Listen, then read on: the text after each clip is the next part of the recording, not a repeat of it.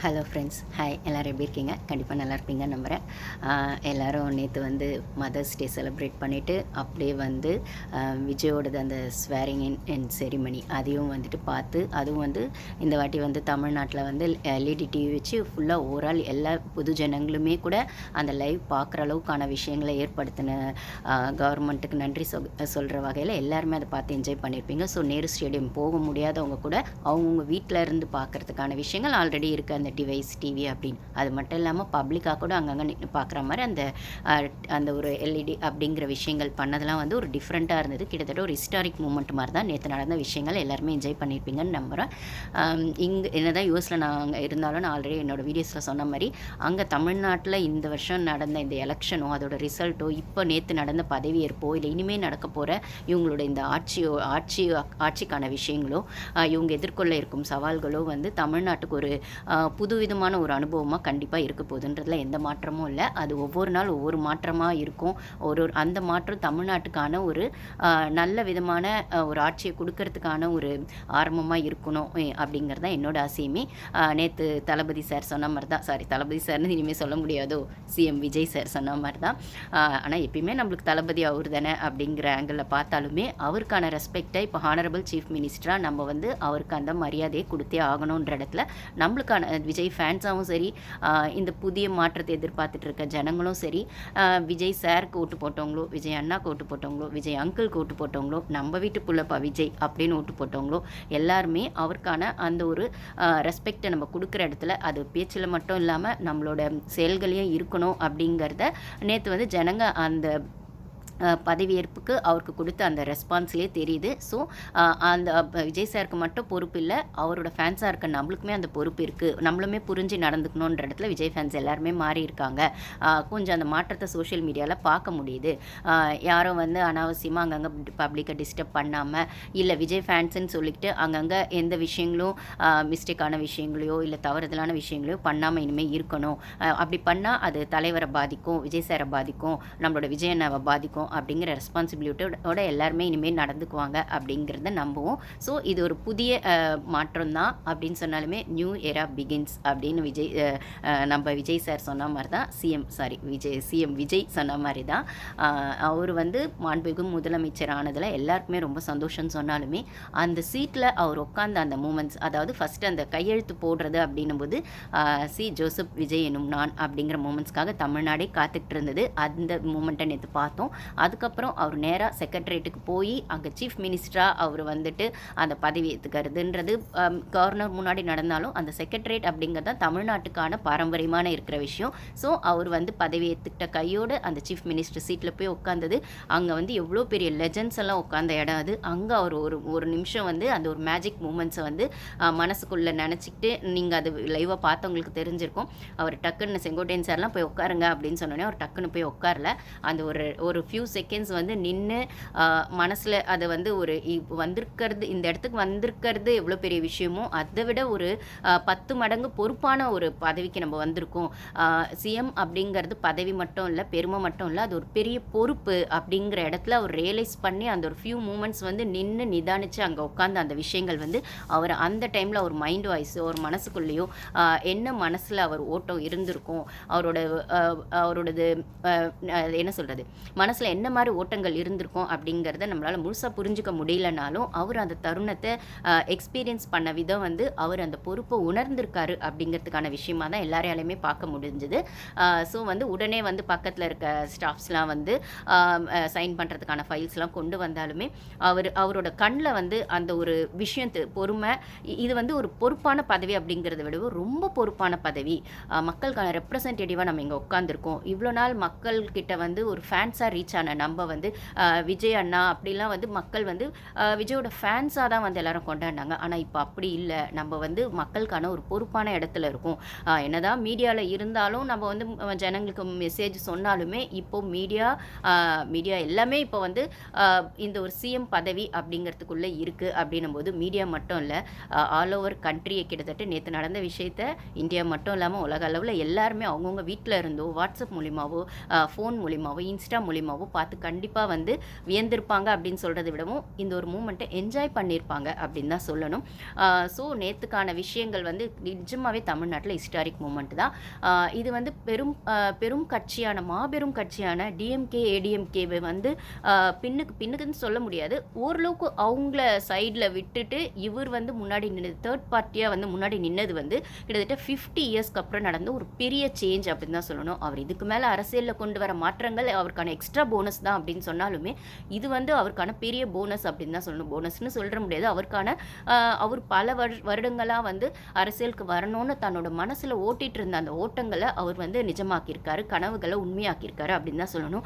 நம்மளுக்கு விசிபிளாக தெரிஞ்ச 2 வருஷமாக தான் அவர் கட்சி ஆரம்பித்தார்னு சொன்னாலுமே இன்விசிபிளாக மக்களுக்கான சேவை செய்யணும், இல்லை மக்களுக்கான நலப்பணி திட்டம்னு அவர் வந்து அங்கங்கே அந்த விஜய் ஃபேன்ஸ் அப்படின்னு இருக்கிற இடத்துல இருந்தோ, இல்லை அவருக்கு கம்ஃபர்ட் ஜோனில் இருக்கிற விஷயங்களில் இருந்தோ அவர் ஆல்ரெடி அதை ஆரம்பிச்சிட்டார். கிட்டத்தட்ட ஒரு 10-15 வருஷமாகவும் அதை ஆரம்பிச்சிருக்காரு, அதை அங்கங்கே செயல்படுத்தியும் இருக்காரு. ஆனால் நம்மளுக்கு கட்சின்னு ஆரம்பித்தது மூலமாக தான் நம்மளுக்கு தெரிய வந்ததே தவிர 2 வருஷம் முன்னாடி அவர் பாலிடிக்ஸ்க்கு வரப்போறாருன்னு. ஆனால் பாலிடிக்ஸ் வரணுங்கிறதோ இல்லை பாலிடிக்ஸ் வந்தப்புறம் என்ன பண்ணோங்கிறதோ அவர் மனசில் ஓட்டிகிட்டு இருந்த பல வருட கனவுகளாக தான் இருந்திருக்கு. அந்த கனவு இன்றைக்கி நிஜமாக இருக்குது அப்படின்னும் போது அது அவரோட கனவு மட்டும் இல்லை, தமிழ்நாட்டு ஜனங்களோட கனவுமா இருந்திருக்கு அப்படிங்கிறதுல நேற்று ஜோசப் விஜய் எனும் நான் அப்படின்னு அவர் சொல்லும்போதே அங்கே ஸ்டேடியமில் வந்த அந்த ஒரு சத்தமும் அந்த ஒரு எக்ஸைட்மெண்ட்டும் வந்து இங்கேது என்னதான் ஜஸ்ட்டு டிவிலையோ மீடியாலையோ தான் பார்க்க முடிஞ்சாலையும் அங்கே நிஜமாகவே எக்ஸ்பீரியன்ஸ் பண்ணவங்களுக்கு அந்த விஷயம் தெரியும். தமிழ்நாட்டு ஜனங்க ஓட்டு போட்டவங்களுக்கு அந்த எக்ஸ்பீரியன்ஸ் தெரியும்னா அதை வார்த்தைங்களால் வெளிப்படுத்த முடியாது.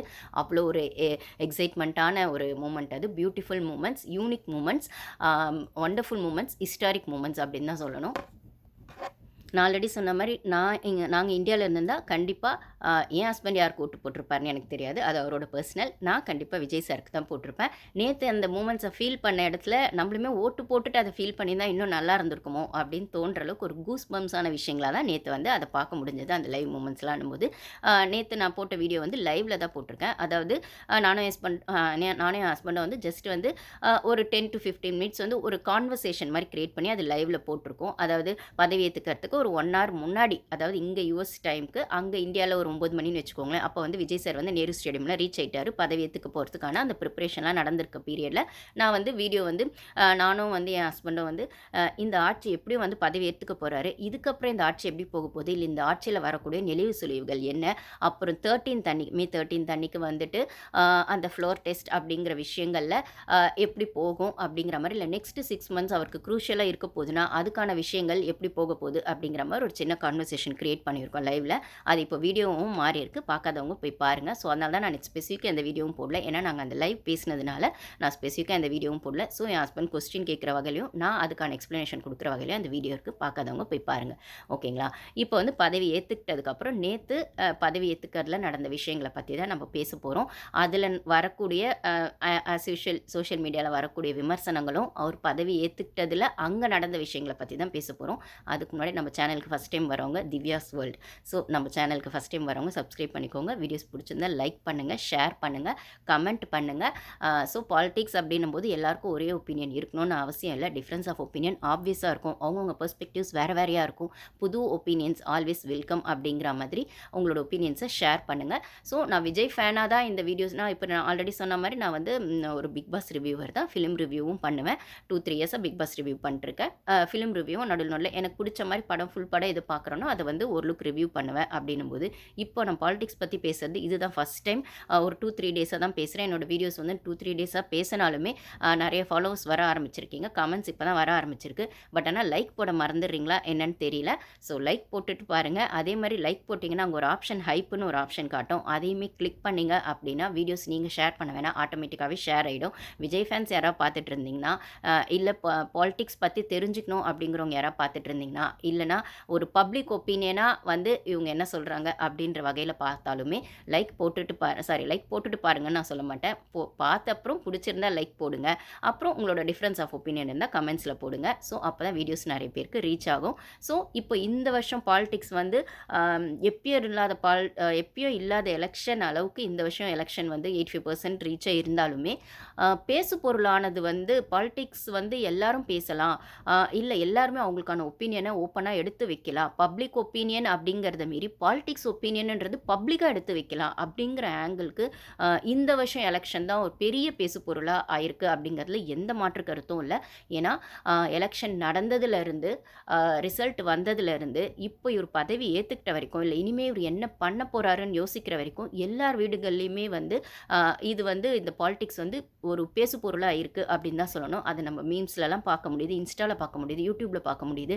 ஏன்னா விஜய் சார் பதவி ஏற்றுக்குவாரா ஏற்றுக்க மாட்டாரா, அதாவது அவர் ஏற்றுக்கிறதுக்கான விஷயங்களில் இருக்க அந்த காம்ப்ளிகேஷன்ஸை எவ்வளோ சீக்கிரம் சரி பண்ணி மே 10க்குள்ளே அவர் பதவி ஏற்றுக்குவார், இல்லைனா இது கவர்னர் ஆட்சிக்கு போயிடுமா, இல்லை அப்படி கவர்னர் ஆட்சிக்கு போனால் நெக்ஸ்ட் எலெக்ஷன் வந்தால் கண்டிப்பாக விஜய் சார் வின் பண்ணுவார். ஆனால் அதுக்குள்ளே தமிழ்நாட்டில் வரக்கூடிய காம்ப்ளிகேஷன்ஸ்லாம் என்னென்ன, அப்போ ஓட்டு வந்து ஃபஸ்ட் டைம் போட்ட மக்கள் வந்து மக்கள் போட்ட ஓட்டுக்கு வந்து மதிப்பு இல்லையா, இந்த ஓட் செரிமனிங்கிறது எப்போ நடக்கும் அப்படிங்கிற மாதிரி பல கேள்விகள், பல ட்விஸ்ட் அண்ட் டர்ன்ஸ். ஒரு க்ரைம் த்ரில்லர் நான் ஆல்ரெடி என்னோட வீடியோஸில் சொல்லிப்பேன், ஒரு மலையாள க்ரைம் த்ரில்லர் பார்த்த அளவுக்கு ஒரு பொலிட்டிக்கல் ஃபில்ம் வந்து ஒரு ட்விஸ்ட் அண்ட் டர்ன்ஸோட ஒரு 3 ஹவர்ஸ் எப்படி பார்ப்போமோ அந்தளவுக்கு இருந்தது. அப்படிங்கிறத விட கிட்டத்தட்ட ரிசல்ட் வந்ததுலேருந்து இந்த 5 டேஸ் வந்து எல்லார் வீடுகள்லையுமே வந்து முக்கியமாக விஜய் ஃபேன்ஸ்க்கு ஓட்டு போட்டவங்க, விஜய் சார் வந்து சிஎம் ஆகணும்னு யோசித்தவங்க, இல்லை என்னதான்ப்பா தமிழ்நாட்டில் நடக்க போகுது அடுத்த மாற்றமா அப்படின்னு யோசித்தவங்க எல்லாருக்குமே அந்த ஒரு நிமிஷத்துக்கு நிமிஷம் வந்த அந்த அப்டேட்ஸ் வந்து ஒரு ஒரு ஒரு விதமான ஒரு டென்ஷனில் தான் வச்சுருந்ததுன்னு சொல்லணும் தமிழ்நாட்டை. ஸோ நாங்கள் யூடியூப்பில் வந்து நாங்கள் இது வீடியோஸ் போட்டாலுமே நாங்கள் அந்த வீடியோ கம்ப்ளீட் ஆகிறதுக்குள்ளேயே வேறு ஏதாவது அப்டேட் வந்துருமோ அப்படிங்கிற மாதிரி லைவ் பார்த்துக்கிட்டே தான், இல்லை பிரேக்கிங் நியூஸ் பார்த்துக்கிட்டே தான் வீடியோ போட வேண்டிய சுச்சுவேஷனில் தான் இந்த ஒரு 3-4 டேஸ் இருந்துச்சு அப்படின்னு சொன்னால் அட்லாஸ்ட் அவங்க வந்து அந்த ஒரு அச்சீவ்மெண்ட்டை ரீச் பண்ணிட்டாங்க நேற்று. இதை எப்படி கொண்டு போகிறாங்க அப்படிங்கிறத நெக்ஸ்ட் ஸ்டெப்பாக இருக்குது. ஸோ நேற்று கோலாகலமாக வந்துட்டு பதவியேற்பு நடந்தது. கவர்னர் வந்தார். ஆக்சுவலி இந்த பதவி ஏற்றுக்கிறதுக்குள்ளேயே ஒரு 4 வாட்டி கவர்னர் வீட்டுக்கு அதாவது கவர்னர் மாளிகைக்கு போயிட்டு பதவி ஏற்றுக்கிறதுக்கான விஷயங்களை பண்ணி அது வந்து திருப்பி பேக் அடிச்சு அதுக்கப்புறம் அட்லாஸ்ட் வந்து அந்த மூமெண்ட்டை அவர் அச்சீவ் பண்ணிட்டார். ஸோ நேற்று வந்து கவர்னர் வந்து இவரை தேடி வந்து நேரு ஸ்டேடியம்க்கு வந்து பதவி வந்து பிரமாணம் பண்ணி வச்சார். ஸோ அந்த இடத்துல இவர் கூட சேர்ந்து விஜய் சார் கூட சேர்ந்து 9 மினிஸ்டர் இருக்கும். நான் ஆல்ரெடி என்னோட வீடியோஸில் 2-3 டேஸ் முன்னாடியே சொல்லியிருப்பேன், விஜய் சார் கூட சேர்ந்து ஒரு 9 மினிஸ்டர்ஸ் அன்றைக்கே பதவி ஏற்றுக்குவாங்க அப்படின்னு. ஸோ டோட்டலாக வந்து சீஃப் மினிஸ்டரோட சேர்த்து 10 மினிஸ்டர்ஸ் வந்து பதவி ஏற்றாங்க. அவங்க யார் அப்படிங்கிறத நம்ம பார்ப்போம். நீங்களும் பார்த்துருப்பீங்க, பார்க்காதவங்களுக்கான ஒரு அப்டேட் இது.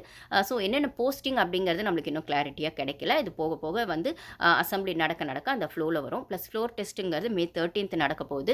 அதுக்கு வந்து சபாநாயகராக வந்து அவரையும் வந்து நேற்று வந்து செக்ரட்டரியேட் போய் சிஎம் சைன் பண்ண ஃபஸ்ட்டு சைன் வந்து செக்ரட்டரியேட் போய் இங்கே வந்து அவர் அதுக்கு முன்னாடி ஒரு 3 சைன் பண்ணிட்டார். அதை பற்றி நம்ம பேசுவோம். செக்ரட்டரியேட் போய் அவர் ஃபஸ்ட் சைன் பண்ணது வந்து நெக்ஸ்ட்டு சபாநாயகருக்கான விஷயங்கள் தான். ஏன்னா சபாநாயகர் வச்சு தான் அந்த நோ கான்ஃபிடன்ஸ் மோஷன் அப்படிங்கிற அதாவது அந்த ஒரு விஷயம் நடக்கும் இல்லைங்களா, அதாவது ஃப்ளோர் டெஸ்ட் அப்படின்னு. அதாவது இவரோட ஆட்சியிலே எங்களுக்கு நம்பிக்கை இருக்குது, எவ்வளோ பேருக்கு நம்பிக்கை இருக்குன்னு அந்த மெஜாரிட்டியை தனிப்பெரும்பான்மையை ப்ரூஃப் பண்ணுறதுக்கான அந்த ஃப்ளோர் டெஸ்ட் வந்து 13th அன்னைக்கு நடக்க போது. அதுக்கு சபாநாயகர் தான் நியூட்ரல் ஸ்டாண்ட் எடுத்து அதை பண்ணணும் போது அந்த சபாநாயகருக்கான சைனை தான் ஃபஸ்ட்டு சைனாக வந்து விஜய் சார் போட்டாராங்க.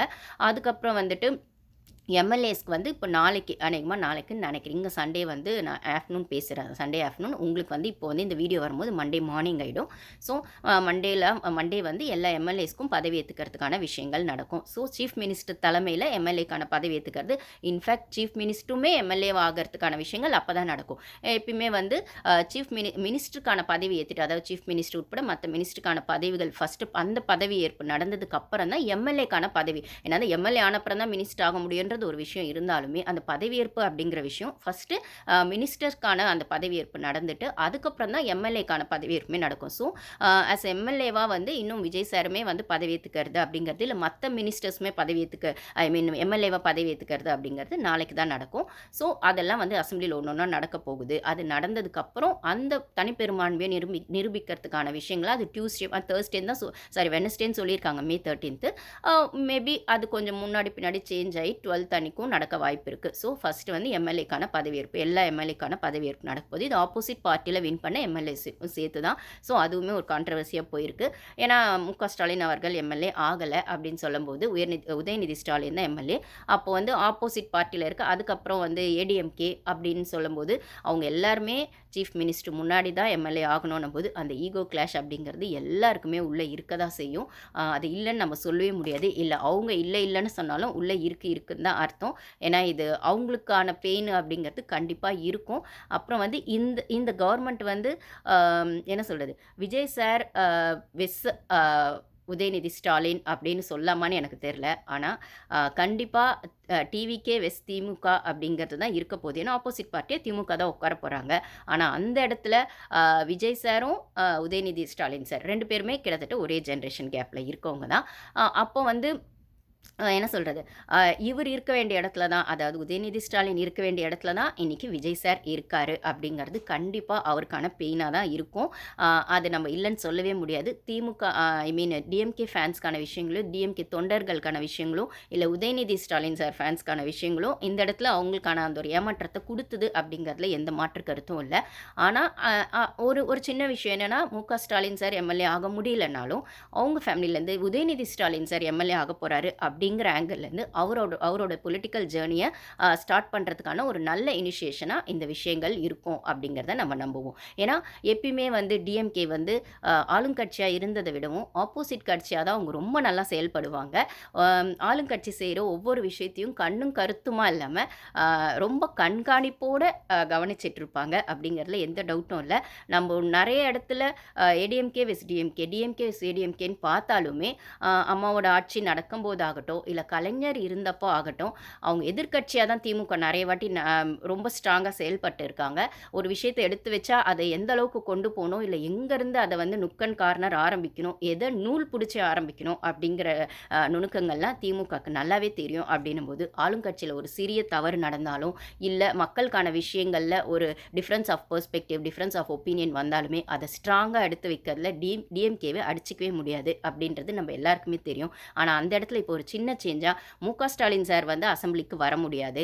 ஸோ உதயநிதி ஸ்டாலின் தான் வந்து அந்த இடத்துல ப்ரொசீட் பண்ணி ஆகணும் அப்படின்னு சொல்லும்போது, இது விஜய் சார் வெஸ் உதயநிதி ஸ்டாலின் சார் அப்படிங்கிற ஆங்கிளில் போகுமா, இல்லை டிவிகே வெஸ் டிஎம்கே அப்படிங்கிற ஆங்கிளில் போகுமான்றதை நம்ம போக போக தான் பார்க்கணும். என்னப்பா இப்படி சொல்கிறீங்களே, எலெக்ஷனுக்கு முன்னாடி வரைக்கும் ஓகே, இப்போ எலெக்ஷனுப்போ நம்ம கட்சி பேரை தான் சொல்லணுன்றது இருக்குது. ஆனால் உள்ளுக்கு ஒரு ஈகோ இருக்குன்றதை நம்ம மறுக்க முடியாது இல்லைங்களா. நான் ஆல்ரெடி சொன்ன மாதிரி உதயநிதி ஸ்டாலின் சார் இருக்க வேண்டிய இடத்துல இப்போ விஜய் சார் இருக்காருன்ற கோவம் திமுக தொண்டர்களுக்கு இருக்கும், உதயநிதி ஸ்டாலினுக்குமே இருக்கும், முக ஸ்டாலினுக்குமே இருக்கும். என்னதான் நம்ம அவங்க குடும்ப அரசியல் அப்படின்னு சொன்னாலுமே காலங்காலமாக பரம்பரையாக அந்த ஃபேமிலியிலேருந்து வரும்போது ஸோ டெப்டி சிஎம்மாக நம்ம வந்து உதயநிதி ஸ்டாலின் சாரை பார்த்துருக்கோம். ஸோ நெக்ஸ்ட்டு சிஎம்மாக தான் உதயநிதி ஸ்டாலினை அவரை பார்ப்போம் அப்படின்னு நினச்சிட்டு இருந்த தொண்டர்களுக்கோ, இல்லை அவருக்குமே இது ஒரு பெரிய ஏமாற்றமாக தான் இந்த எலெக்ஷன் இருந்ததுன்னும் போது, அவர் வந்து விஜய் சார் முன்னாடி, அதாவது மாண்புமிகு முதலமைச்சர் முன்னாடி எம்எல்ஏவாக ஒரு பதவி ஏற்றுக்கிட்டாலுமே தனக்கான அந்த ஒரு விஷயங்களில் அவருக்கான அந்த வழி இருக்க தான் செய்யும். ஆனால் அதையும் மீறி அவருக்கு வந்து இப்போ வந்து ஆப்போசிட் பார்ட்டியாக, அதாவது எதிர்க்கட்சி தலைவராக அவர் உட்காருவாரா, அதாவது டிஎம்கேலேருந்து உதயநிதி ஸ்டாலினை தான் தலைவராக போடுவாங்களா, இல்லை வேறு யாராவது அனுபவம் மிக்கவங்க கொஞ்சம் சீனியாரிட்டி பிரகாரம் இருக்கவங்க எதிர்க்கட்சி தலைவராக உட்காருவாங்களான்னு தெரியாது. ஆனால் எப்படி பார்த்தாலுமே எனக்கு தெரிஞ்சு உதயநிதி ஸ்டாலின் சாரை விடுவாங்கன்னு தான் தோணுது. ஆனால் தெரியல கட்சி என்ன முடிவு பண்ணுவாங்க அப்படின்னு. அப்போது அந்த இடத்துல நம்ம பெருசாக எனக்கு தெரிஞ்சு முக ஸ்டாலின் சார் இருக்கிற இடத்துல உதயநிதி ஸ்டாலின் சார் பேசி நம்ம பார்த்ததில்ல. ஏன்னா எப்போ எது கேட்டாலுமே அது வந்து மீடியா கேட்டாலுமே சரி, இல்லை நம்மளுக்கு சட்டமன்றத்தில் என்ன நடக்குதுன்னு ஆப்வியஸாக தெரியாது, அங்கே நடக்கிற விஷயங்களோ எல்லாம். ஏன்னா நேற்று தான் எனக்கு தெரிஞ்சு நிறைய பேர் ஹிஸ்ட்ரியிலே வந்து பதவி ஏற்றுக்கிறத லைவ்ல பார்த்துருப்பாங்க. அதாவது நேரு ஸ்டேடியமில் பப்ளிக்காக நடந்த வரைக்கும் ஓகே, செக்ரட்டரியேட்டில் போய் அவர் அந்த சிஎம் சீட்டில் உட்கார்ந்த வரைக்கும் ஜனங்கள் லைவாக பார்த்துருக்காங்கன்றது எனக்கு தெரிஞ்சு இப்போ தான் நினைக்கிறேன். எல்லா பொது ஜனங்களுமே பார்க்க முடியும், குழந்தைங்களுமே பார்க்க முடியுன்றதுல அது நடந்தது. ஸோ இதை வந்து அவங்க வந்து ஒரு டிரான்ஸ்பரண்ட் கவர்னன்ஸ் நடத்தணுன்றதுல ஒரு நல்ல விஷயந்தான். ஆனால் அதில் இருக்க ப்ளஸ் மைனஸ் ரெண்டுமே நம்ம பார்க்கணும். இப்போ வரைக்கும் இது ஓகே. ஆனால் சட்டமன்றத்தில் நடக்கக்கூடிய சில விஷயங்கள், இல்லை அவங்களுக்கான ஒரு சீக்ரெட் கான்வர்சேஷன்ஸு, இல்லைனா பொலிட்டிக்கல் கான்வர்சேஷன்ஸ் எல்லாமே ஜனங்களுக்கு வந்து எந்தளவுக்கு டிரான்ஸ்பரண்ட்டாக இருக்கும்னு நம்மளுக்கு தெரியாது. அப்படி பார்க்குற இடத்துல நிறைய இடங்களில் மு.க. ஸ்டாலின் சார் தான் வந்து நிறைய இடத்துல பேசியிருக்காரு. உதயநிதி ஸ்டாலின் தான் தலைவர் சொல்லுவாருன்னு சொல்லி தான் நம்ம நிறைய இடங்களில் கேள்விப்பட்டிருக்கோம். பப்ளிக்காக யாராச்சும் சோஷியல் மீடியாவில் அவர் எங்கேயாச்சும் இங்கே கொஸ்டின் பண்ணால் கூட அப்படின்னு சொல்லும்போது, ஸோ அவர் எதிர்க்கட்சி தலைவராக உட்காந்தா அவருக்கான ஒரு ஃப்ளோ எப்படி இருக்குன்றதை நம்ம பார்க்கணும்னு ஆவலாக இருக்குது, பார்க்கலாம். ஆனால் அதே சமயத்தில் திமுக உதயநிதி ஸ்டாலின் சாரை தான் தலைவராக்குவாங்களா, இல்லை எக்ஸ்பீரியன்ஸாக இருக்க வேற யாராச்சும் ஆக்குவாங்களா அப்படிங்கிறதையும் நம்ம வெயிட் பண்ணி தான் பார்க்கணும். எப்படி பார்த்தாலுமே ஏதோ ஒரு இடத்துல மு.க. ஸ்டாலின் சார் பக்கத்தில் இல்லாமல் தான் அவர் அந்த சட்டசபையில் உதயநிதி ஸ்டாலின் சார் வந்து தன்னோட விஷயங்கள் எடுத்து வைக்கணும். தன்னோட பொலிட்டிக்கல் ஜேர்னியில் இது அவருக்கு ஒரு டிஃப்ரெண்ட்டாக, அவரே வந்து சிஎம் ஆயிருந்தால் அது வேற. இது வந்து நிஜமாக எதிர்பார்க்காத ஒரு பொசிஷன். எம்எல்ஏ வின் பண்ணியிருக்காரு, ஹாப்பி. ஆனால் சட்டசபையில் அவர் வந்து தனியாக தான் ஹேண்டில் பண்ணும். கூட மற்ற மினிஸ்டர்ஸ் இருந்தாலுமே நான் எப்பயும் சொல்கிறது தான், மு.க. ஸ்டாலின் சார் அசம்பிளிக்கு வர முடியாது. ஸோ தலைவர் மேலேயே எல்லாத்தையும் சொல்லிவிட்டு தலைவர் பார்த்துக்குவார், தலைவர் பேசுவார், தலைவர் சொல்லுவாருன்னு சொல்லிட்டு இருந்த இடத்துல இப்போ இவர் தான் பேசி ஆகணும், இவர் தான் சொல்லி ஆகணும். இவர் தான் வந்து ஒரு கான்வர்சேஷன் டிபேட் வந்தால் ஒரு விஷயங்கள் டிஸ்கஸ் பண்ணப்படுது சட்டசபையில் அப்படின்னு சொன்னால் மற்ற திமுக மினிஸ்டர்ஸோடு சேர்த்து இவருமே அங்கே இவரோட ஒப்பீனியனை எடுத்து வைக்கணும். சைலண்ட்டாக இருக்க முடியாது. என்னதான் விஜய் சார் மேலே அதாவது சிஎம் மேலே வந்து ஒரு விமர்சனங்கள், அவர் வந்து மீடியா கிட்ட பேசுறது இல்லை, பெருசாக வந்து பேச வேண்டிய இடத்துல அவர் பேசலை. இப்போ கூட இந்த பதவி ஏற்றுக்கிறதுக்கான விஷயங்களில் நடந்த காம்ப்ளிகேஷன்ஸில் ஒரு சில இடத்துல அவர் வாய்ஸ் அவுட் பண்ணியிருக்கலாம், ஏன் பண்ணலை, பண்ணியிருந்தால் இன்னும் கொஞ்சம் இதை சீக்கிரம் மூவ் பண்ணியிருக்கலாம் அப்படின்லாம் சொல்கிற இடத்துல அவர் ஏன் சைலண்ட்டாக இருக்காரு அப்படிங்கிறது அவருக்கு தெரியும். இல்லை பேச வேண்டிய இடத்துல பேசினா போதும், எல்லா இடத்துலையும் பேச வேண்டிய அவசியம் இல்லை அப்படின்னு அவர் இருந்திருக்கலாம். ஆனால் இனிமேல் எப்படி இருந்தாலும் விஜய் சாரும் எல்லா இடத்துலையும் பேசி தான் ஆகணுன்றது எந்த அளவுக்கு உண்மையும் அதே மாதிரி தான் உதயநிதி ஸ்டாலின் சாரும் இது வரைக்கும் பேசலை, தலைவர் பேசுவார்னு சொல்லிட்டு இருந்த அவர் இனிமேல் இவர் எல்லா இடத்துலையுமே பேச வேண்டியதாக இருக்கும். முக்கியமாக ஆப்போசிட் அதாவது எதிர்க்கட்சி தலைவராக உட்கார்ந்தாருன்னா கண்டிப்பாக பேசி தான் ஆகணுன்றதுல எந்த மாற்று கருத்தும் இல்லை. ஸோ எப்படி போக போகுது, சட்டசபை எப்படி போக போகுது, என்னென்ன மாற்றங்கள் தமிழ்நாட்டில் வரப்போகுது அப்படிங்கிறத லெட்ஸ் வெயிட் அண்ட் வாட்ச் அப்படின்றது தான் நம்ம சொல்ல வேண்டியதாக இருக்குது. என்னப்பா விசில் சத்தம் கேட்க ஆரம்பிச்சிருச்சா தமிழ்நாட்டில்னு கேட்டால் ரொம்பவே சத்தமாக கேட்க ஆரம்பிச்சிருச்சு அப்படின்னு தான் சொல்லணும். எல்லாரும் காது குளிர கேட்டாங்க. நேற்று வந்து பதவி ஏற்றதில் சி ஜோசப் விஜய் எனும் நான் அப்படி சொன்னதை எல்லாரும் காது குளிர கேட்டாங்க. விசில் சத்தம் செம்மையாக பறந்துச்சு. வி ஆர் வெயிட்டிங்னு சொல்லிட்டு இருந்தவங்களா நேற்று அந்த மூமெண்ட்ஸ்க்காக வெயிட் பண்ணி பார்த்து என்ஜாய் பண்ணாங்க. நெக்ஸ்ட் அவரோட ஆட்சி எப்படி இருக்குன்றதையும் பார்க்கறதுக்காக வெயிட் பண்ணிருக்காங்க. ஸோ நம்ம வந்து அகைன் சொன்ன மாதிரி May 13 அந்த இந்த ஆட்சி மேலே எங்களுக்கு நம்பிக்கை இருக்குது அப்படின்னு சொல்கிற இடத்துல ஸோ தனிப்பெரும்பான்மையை வந்து அவங்க வந்து May 13 அன்றைக்கி ப்ரூஃப் பண்ணோம். அன்றைக்கி என்ன நடக்க போகுதுன்றதுமே ஜனங்களுக்கு லைவாக காட்டுவாங்களா அப்படிங்கிறது தெரியல. இன்னும் அதை பற்றின அஃபிஷியல் அனௌன்ஸ்மெண்ட் வரலை. அது எனக்கு தெரியல காட்டுவாங்கன்னா. ஆல்ரெடி காட்டுறதுக்கான லீகல் விஷயங்கள்லாம் இருக்குது, காட்டியிருக்காங்க போல இருக்குது ஹிஸ்ட்ரிலாம். ஏன்னா இது வந்து தமிழ்நாட்டில் ஒரு புதுவிதமான விஷயங்கள் தான். ஆல்ரெடி நடந்திருக்கலாம், எனக்கு தெரியல, அதை பற்றி சரியாக டீட்டெயில்ஸ் தெரியல. கலைஞர் ஆட்சியிலையோ இல்லை மற்ற அம்மா ஆட்சியிலையோ நடந்திருக்காங்க. ஆனால் அந்தளவுக்கு பெருசாக அப்போ பேசப்படலை அப்படிங்கிறது யதார்த்தமான உண்மை தான். ஏன்னா அப்போ மாபெரும் கட்சிகள் வந்து அவங்களுக்குள்ளேயே வந்து பேசுறது பண்ணுறது ஓகே, அசம்பிளி செட் ஆகிடுச்சு, அசம்பிளியில் எம்எல்ஏஸ் எல்லாம் செட் பண்ணிட்டோம், ஸோ வந்து இனிமேல் நம்ம ஆட்சி நடத்த ஆரம்பிக்கலான்ற ஒரு ஃப்ளோவில் போகும்.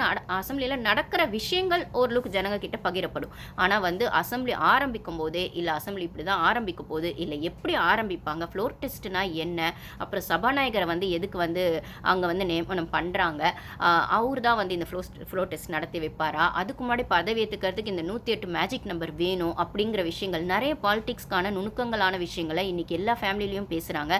லேடிஸ் உட்பட குழந்தைங்க உட்பட எல்லாருமே குழந்தைங்களுக்கு புரிதல் இல்லாமல் அவங்க பேசுகிறாங்க.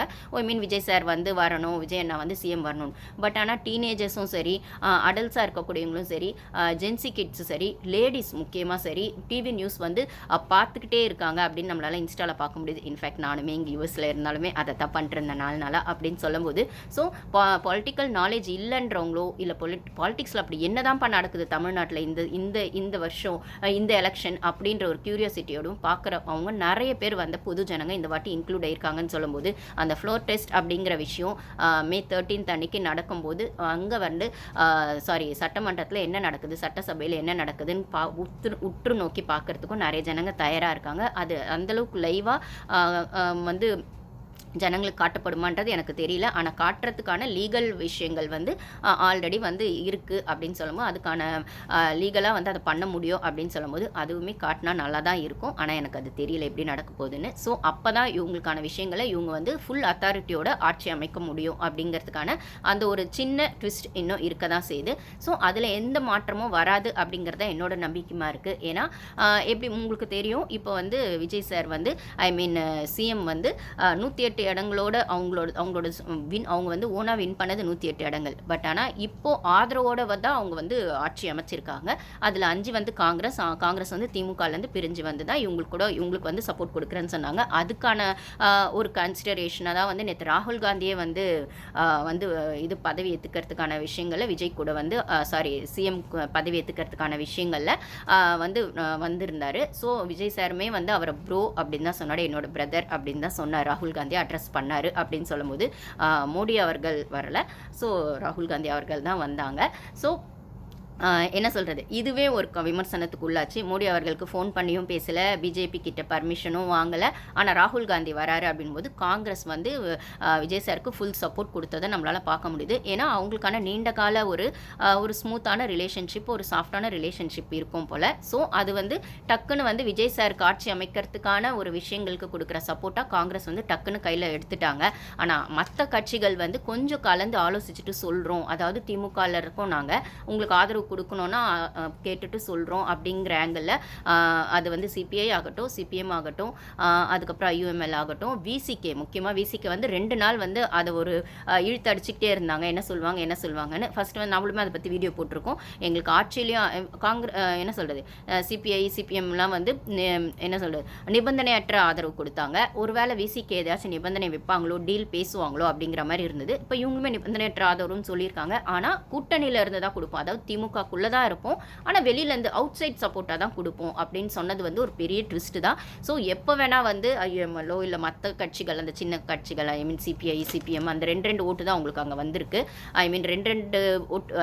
2 சீட்டு கொடுத்து தான் வந்து Vijay sir MLA chief minister ஆக்கியிருக்காங்க அப்படின்னு சொல்லும்போது அவங்க எப்போ பேக் அடித்தாலுமே ஆல் அரௌண்ட் 120 சீட்ஸ் வச்சுட்டு தான் இப்போ இவங்க வந்து ஆட்சி அமைச்சிருக்காங்க. யாரோ ஒருத்தர் 2 பேர் பேக் அடித்தா கூட இவங்க ஆட்சி வந்து கொஞ்சம் டிஸ்டர்ப் ஆகுன்றதுல கொஞ்சம் அசைச்சு பார்க்கலாமே அப்படின்னு கொஞ்சம் யோசிச்சுட்டா கூட அது வந்து அவங்களோட ஆட்சிக்கு டிஸ்டர்ப் ஆகுன்றது இருக்குது. ஆனால் அதை அப்படி வந்து திமுக சைட்லேருந்து பண்ணாலோ இல்லை இப்போ ஆதரவு கொடுத்த கட்சிகள் இமீடியட்டாக பண்ணாலோ மக்களோட அதிருப்திக்கு ஆளாவாங்கன்றது புரியாத அளவுக்கு அவங்கெல்லாம் வந்து அந்த அளவுக்கு வந்து புரியாதவங்க கிடையாது. எல்லாருமே ஓரளவுக்கு அனுபவம் மிக்கவங்க தான் அப்படின்னு சொல்லும்போது, ஸோ முக ஸ்டாலின் சார் சொன்ன மாதிரி தான் 6 மாதம் ஆட்சி அமைக்கட்டும், பார்க்கலாம், அதுக்கப்புறம் யோசிக்கலாம் அப்படின்னு சொல்லும்போது ஸோ கொஞ்சம் விட்டு பிடிப்பாங்க அப்படின்னு தான் தோணுது. இமீடியட்டாக விஜய் சார் மேலே விஜய் சாரோட ஆட்சியை டிஸ்டர்ப் பண்ண மாட்டாங்க அப்படிங்கிறது ஒரு யதார்த்தமான உண்மை தான். ஆனாலுமே எதிர்க்கட்சியாக என்ன செய்யணுமோ அதை நல்லாவே செய்வாங்க திமுக அப்படிங்கிறதுல எந்த டவுட்டும் இல்லை. ஸோ ஃப்ளோர் டெஸ்ட்லேயும் பெருசாக எந்த விஷயங்களும் வந்து டிஸ்டர்ப் ஆகாது, அவங்க கண்டினியூஸாக ஆட்சி அமைப்பாங்க. அந்த ஆட்சியில் வந்து நம்ம கமெண்ட்ஸ்லேயே நிறைய பேர் போடுறாங்க. இப்போ கூட ஒரு 40 மினிட்ஸ் முன்னாடி ஒரு கமெண்ட் வந்தது, வந்து திமுக போட்ட பிச்சை தான், திமுகவோடது அந்த ஒரு சப்போர்ட்டில் தான் ஆட்சி அமைச்சிருக்காங்க. ஓகே இருக்கட்டும், திமுகவோட சப்போர்ட்லேயே ஆட்சி அமைச்சிருக்கட்டும். ஆனால் வந்து அப்படி வந்து திமுக ரொம்ப பெருந்தன்மையாக இருந்திருந்தால் காங்கிரஸ் வந்து திமுகலேருந்து வெளில வந்தோடனே அவ்வளோ கடுமையான விமர்சனம் காங்கிரஸ் மேலே தேவையில்லை. நான் ஆல்ரெடி சொன்ன மாதிரி துரோகி அப்படின்னு சொல்லியிருக்க தேவையில்லை. அந்த மாதிரி கடுமையான விமர்சனம் தங்களுக்கு வந்துடக்கூடாதுனோ இல்லை திமுகக்கு எதிராக நம்ம செயல்பற்றக்கூடாதுனோன்றதுலேயும் ரொம்ப கான்ஷியஸாக தான் சிபிஐ சிபிஎம் ஐயூஎம் ஏன் விசிகே எல்லாருமே வந்து ஸ்டாலின் கூட பேச்சுவார்த்தை நடத்திட்டு நம்மளுக்கு வந்து விசிகே வந்து ஓப்பனாக அதை சொல்லலை, நாங்கள் கலந்து பேசிட்டு சொல்கிறோன்னு சொன்னாலுமே அவர் கலந்து பேசினது முக ஸ்டாலின் அவங்கக்கிட்ட அண்ணா அறிவாலயத்தில் சம்திங் அங்கெங்கேயோ அவங்களுக்கான அந்த ஒரு மீட்டிங், பர்சனல் மீட்டிங் பண்ணி தான் பேசிட்டு தான் விசிகே சொல்லியிருக்காருன்னும் போது ஸோ அவங்க கண்டிப்பாக பிரிஞ்சு வரவே இல்லை. திமுகவில் இருந்து வெளியில் இருந்து ஆதரவு கொடுக்குறோம் டிவிகேக்கு. ஏன்னா மக்கள் நல்லாட்சிக்காக நாங்கள் இதை பண்ணுறோம், மக்களுக்காக பண்ணுறோம், உள்ள பிஜேபி வந்துடக்கூடாதுன்றதுக்காக ஒரு ஆட்சி அமையணும், ஆட்சி அமையலைன்னா மே 10க்குள்ளே ஆட்சி, அதாவது மே 10 அன்னைக்கு நைட்டு மிட்நைட்டுக்குள்ளே ஆட்சி அமைக்கல அப்படின்னா மே 11 அன்னைக்கு அது கவர்னர் ஆட்சிக்கு போயிடும். ஸோ ஒரு கிரிட்டிக்கல் சுச்சுவேஷனில் வந்து அந்த ஒரு க்ரூஷியலான பீரியடில் தமிழ்நாட்டோட ஜனங்களோட ஓட்டு வேஸ்ட்டாக போயிடக்கூடாது, தமிழ்நாட்டுக்குள்ளே பிஜேபி வந்துடக்கூடாது அப்படிங்கிறதுக்காக நாங்கள் டிவிகேக்கு சப்போர்ட் பண்ணுறோம் அப்படிங்கிற ஆங்கிளில் தான் விசிகேவும் மற்ற கட்சிகளோ வந்து வெளியிலேருந்து ஆதரவு தெரிவிக்கிறோன்றதை ரொம்ப தெளிவாக சொல்லியிருக்காங்கன்னு சொல்லும்போது அவங்க இன்னும் கூட்டணியில் திமுக கூட தான் இருக்காங்க. ஸ்டாலின் சார் வந்து ஒரு பார்வை பார்த்தாலோ இல்லைனா வந்து ஒரு விஷயங்கள் அவர் நடத்தணும்னு நினச்சிட்டாலோ எப்போ எது வேணால் மாறலாம். ஆனால் அப்படி ஏதாச்சும் பண்ணாங்கன்னா அது இன்னும் மக்களோட அதிருப்திக்கு திமுக ஆளாகும் அப்படிங்கிறத ரொம்பவே நல்லா தெரிஞ்சவர் தான் முக ஸ்டாலின் சார். ஏன்னா அவரோட அனுபவம் அப்படின்னு சொல்லும்போது அந்த அனுபவத்தை வச்சு அவர் கொஞ்சம் சைலண்ட்டாக தான் மூவ் பண்ணிட்டு இருக்காரு. ஸோ நீங்கள் வந்து வெளியிலேருந்து போய் ஆதரவு கொடுத்தா கூட எங்களுக்கு பிரச்சனை இல்லை நீங்கள் அப்படின்லாம் அவர் சொல்லலை, இங்கே இருக்கணும், ஆனால் ஆதரவு வேணால் கொடுத்துக்கோங்க அப்படிங்கிற மாதிரி தான் இருக்குது. ஏன்னா இப்போ விஜய் சார் மேலே கையை வச்சாலோ டிவிகே கட்சி மேலே எதையாச்சும் பண்ணாலோ அது இவங்களுக்கான பேக் ஃபயராக தான் ஆகுன்றதுல அவங்க ரொம்ப தெளிவாக இருக்காங்க. ஏன்னா கொளத்தூர் விஷயத்துக்கு அப்புறம் திமுக வந்து ரொம்பவே வந்து கான்ஷியஸாக தான் இனிமேல் ஒரு ஸ்டெப்பும் வைப்பாங்க. அவங்களுக்கான முக்கியமான விஷயமே இப்போ ஃபஸ்ட்டு பார்க்கப்படுறது வந்து மக்கள்கிட்ட நன்மதிப்பை சம்பாதிக்கணும். இப்போ ஏடிஎம்கே நியாயமாக கொடுத்துருக்க வேண்டிய சப்போர்ட் இது. ஏடிஎம்கே இபிஎஸ் என்ன பண்ணாருன்னு தெரியும். புதுச்சேரி போயிட்டு ஜனங்க அதாவது தன்னோட எம்எல்ஏஸ் ஜம்ப் அடிக்கக்கூடாதுன்றதுல ரொம்ப தெளிவாக இருந்தார். அப்போது திமுகவும் ஏடிஎம்கேவும் சேருமா, சேர்ந்துட்டு வந்து டிவிகே ஆட்சி அமைக்க விடாமல் பண்ணுவாங்களான்ற கான்ட்ரவர்சியும் போச்சு. அதை ஆரம்பித்தது திமுகன்னு தான் சொல்கிறாங்க. ஏன்னா வந்து இங்கே வந்து ஸ்டாலின் சார் ஆல்ரெடி சொல்லிட்டாரு, நாங்கள் டிஸ்டர்ப் பண்ண மாட்டோம் அவங்க ஆட்சி அமைக்கிறதுலன்னு சொன்னாலுமே அங்கே ஏன் அப்போ அந்த கான்வர்சேஷன் நடந்தது? அது ரூமரா? டிஎம்கே ப்ளஸ் ஏடிஎம்கேனா கண்டிப்பாக நடந்திருக்கு, ரூமர்லாம் இல்லை. அது அடுத்த லெவலுக்கு போகல. ஆனால் ஆரம்ப கட்டத்தில் ஏதோ ஒரு கான்வர்சேஷன் ஆரம்பிச்சிருக்காங்க. அது டிஎம்கே தான் ஆரம்பித்தாங்கன்னு சொல்கிறாங்க. முக்கியமாக இன்னொரு டாபிக் என்ன வருதுன்னா, டிஎம்கே யாரோட இன்ஃப்ளூயன்ஸில் ஆரம்பித்தாங்க அப்படின்னு சொல்லும்போது டிஎம்கே ஆரம்பித்தாங்களோ ஏடிஎம்கே ஆரம்பித்தாங்களோ எது எப்படி போனாலுமே ஒரு சைடில் வந்து அங்கேருந்து பிஜேபி பெரிய இடத்துலேருந்து வந்ததுனால ஏடிஎம்கே ஆரம்பித்தாங்க, அந்த விஷயங்கள் வந்துச்சு அப்படின்னு சொல்கிறாங்க. இது எங்கே வந்து பாயிண்ட் அவுட் பண்ணப்படுதுன்னா, கவர்னர் வந்து ஒரு வார்த்தையை விட்டுட்டாரு. நான் வந்து விஜய் சாரை வந்து ஆட்சி அமைக்க வேணாம் நான் சொல்கிறேன், நான் வந்து விஜய் சாரை வந்து ஆட்சி அமைக்க வேணாம் நான் சொல்கிறேன். எனக்கு வந்து ஒரு லெட்டர் கொடுத்துட்டு இந்த எம்எல்ஏ சப்போர்ட் பண்ணுறாங்கன்னு அந்த மெஜாரிட்டி நம்பருக்கான லெட்டர் கொடுத்துட்டு பண்ணுங்கன்னு தான் சொல்கிறேன். இப்போ வந்து அந்த மெஜாரிட்டி நம்பரை டிஎம்கேவும் ஏடிஎம்கேவும் சேர்ந்து வந்து கொடுத்தா கூட நான் அக்செப்ட் பண்ணிக்குவேன்னு ஒரு வார்த்தையை விட்டுட்டாரு. கவர்னருக்கு அதுக்கு சொல்கிறதுக்கு ரைட்ஸே கிடையாது. அவரோட விஷயம் வந்து பதவி ஏற்றுக்கிறதுக்கு அழைக்கணும் மெஜாரிட்டி பார்ட்டியை, அவர் வந்து அந்த பதவி இது வந்து செஞ்சு வைக்கணும் அப்படிங்கிறது மட்டும்தான் ஒரு விஷயம். அது இல்லாமல் அவர் பொலிட்டிக்கலாக அந்த ஒரு லைனை விட்டது வந்து ஜனங்களுக்கு இன்னொரு அசம்ஷனை வருது. இவர் எதை வச்சுட்டு அப்படி சொல்கிறாரு, இல்லை யார் சொல்லி சொல்கிறாரு அப்படின்னு. டிஎம்கேவும் ஏடிஎம்கேவும் சேர்ந்து வந்து அந்த மெஜாரிட்டி நம்பரை கொடுத்தா கூட நான் வந்துட்டு அக்செப்ட் பண்ணிடுவேன். அவர் சொன்ன வார்த்தை வந்து வேற எங்கேருந்தும் நூல் பிடிச்சி சொன்ன மாதிரி இருக்குன்றது ஒரு பக்கம் இருக்குது. இது மட்டும் இல்லாமல் திமுக சைட்லேருந்து உதயநிதி ஸ்டாலினுக்கு வந்து விஜய் சார் வந்து சிஎம் ஆகிறதுல விருப்பம் இல்லை, அந்த பொசிட்டிவ்னஸ் அடிப்படையில் தான் வந்து திமுக எம்எல்ஏஸ் ஃபுல்லாக வந்து ஏடிஎம்கேவை பார்க்க போனாங்க. அங்கே நடந்த கான்வர்சேஷனில் பெருசாக வந்து ஒத்து வரல. ஏன்னா இபிஎஸ் ஏதோ டீல் பேசியிருக்காரு, இல்லை சம்திங் நடந்திருக்கு, இல்லை திமுக தொண்டர்களுக்கோ அதிமுக தொண்டர்களுக்குள்ள இதில் விருப்பம் இல்லை 2 பேரும் சேர்றதில்ல அப்படின்னும் போது இது ஆரம்பித்த இடம் உதயநிதி ஸ்டாலின் சார் கிட்ட இருந்து ஆரம்பிச்சது. அவருக்கு விருப்பம் இல்லை, நிறைய கான்ட்ரவர்சிஸ் அசம்ஷன்ஸ்ன்னு போயிட்டுருக்கு. இதில் எது உண்மைன்னு நம்மளுக்கு அஃபிஷியலாக வெளில வராத வரைக்கும் நம்மளுக்கு தெரியாது. ஆனால் அதே சமயத்தில் ஏடிஎம்கேவும் சரி டிஎம்கேவும் சரி இதை நோன்னு சொல்லவே இல்லை எந்த இடத்துலையும். ஒரு இடத்துல உதயநிதி ஸ்டாலின் கிட்ட கேட்கும்போது இப்போ சேர போகிறீங்களா, இல்லை 2 கட்சியும் சேரப்போதான்னு கூட சோஷியல் மீடியாலாம் கேட்கும்போது பத்திரிகை நண்பர்கள் கேட்கும்போது வந்து உதயநிதி ஸ்டாலின் சார் எதுவுமே சொல்லலை, சிரிச்சுக்கிட்டே போயிட்டாருன்றதும் அவங்க கட்சியில் இருக்க ஒரு முக்கியமான ஒரு மினிஸ்டர்ஸ் கிட்ட கேட்கும்போது அவங்க வந்து தலைவர் சொல்லுவாங்க அப்படின்னு சொன்னதும் திமுக சைட்லேருந்து, ஏடிஎம்கே சைட்லேருந்துமே பெருசாக எதுவும் சொல்லலை அப்படிங்கிறதும், நோவையும் அவங்க ஸ்ட்ராங்காக சொல்லலை, எஸ்ஸையும் அவங்க ஸ்ட்ராங்காக சொல்லலை. ஆனால் கான்வர்சேஷன்ஸ் நடந்திருக்கு அப்படிங்கிறது மட்டும் உண்மை அப்படின்னு சொல்லும்போது இது இப்படி போனால் கண்டிப்பாக மக்களோட அதிருப்திக்கு ஆளாகும்ன்றதை கண்டிப்பாக ஸ்டாலின் சாருக்கு தெரிஞ்சிருக்கும், ஏடிஎம்கேல இருக்க ஆளுங்களுக்குமே தெரிஞ்சிருக்கும். இருந்தாலுமே என்னமோ ஒன்று பண்ணலாம் அப்படின்னு யோசிச்சாங்க, ஆனால் எதுவுமே பண்ண முடியல அப்படின்னும் போது சரி ஓகேப்பா இப்போதைக்கு ஆட்சி அமைக்கட்டும், நம்ம சப்போர்ட் கொடுத்து ஆட்சி அமைச்சதாகவே இருக்கட்டும் அப்படின்னு திமுக ஒரு சைலண்ட்டாக ஒரு விஷயம் பண்ணிருக்காங்க. ஸோ இந்த ஆட்சி எப்படி போகுது அப்படிங்கிறத வெயிட் பண்ணி பார்ப்போம். நான் நெக்ஸ்ட் வீடியோவில் உங்களை பார்க்குறேன். கமெண்ட்ஸில் ஷேர் பண்ணுங்கள், பிடிச்சிருந்தா சப்ஸ்கிரைப் பண்ணுங்கள். நெக்ஸ்ட் வீடியோவில் பார்க்குறேன். Thank you guys.